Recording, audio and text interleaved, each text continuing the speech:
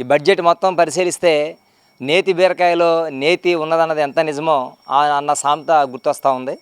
ఈరోజు ఈ బడ్జెట్ మొత్తంలో ఒక్క 12 లక్షలకి ఆదాయ పన్ను పరిమితి పెంచాము అనేది తప్పితే ఇక ఎటువంటి ఊరట కూడా సామాన్య మధ్యతరగతి ప్రజానీకానికి ఊరట అనేది ఎక్కడా కనిపించలేదు.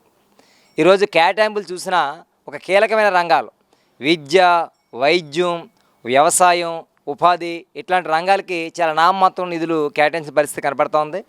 మా బడ్జెట్ చాలా భారీగా, అంటే గతంలో ఎన్నడూ లేనంత విధంగా చాలా భారీగా 50 లక్షల కోట్ల 65,000 కోట్ల పైగా బడ్జెట్ ప్రవేశపెట్టినప్పటికీ అందులో ముఖ్యమైనటువంటి వ్యవసాయ రంగానికి, విద్యకు, సామాజిక రంగాలకి, హెల్త్కు చూస్తే చాలా నామమాత్ర కేటాయింపులు.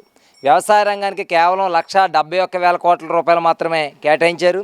విద్యా రంగానికి 1,28,000 కోట్ల రూపాయలు కేటాయించారు. ఆరోగ్యానికి అయితే మరీ అన్యాయం, 98,000 కోట్లు, అంటే 1,00,000 కోట్లు కూడా కేటాయించిన పరిస్థితి ఈరోజు బీజేపీ ప్రభుత్వం ఉంది.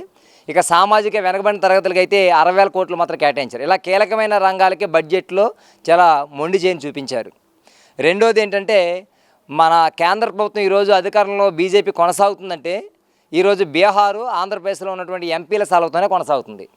కానీ బడ్జెట్ మొత్తం బీహారు బడ్జెట్ లాగానే ఉంది, కానీ భారతదేశ బడ్జెట్లు ఎక్కడా కనపట్ల.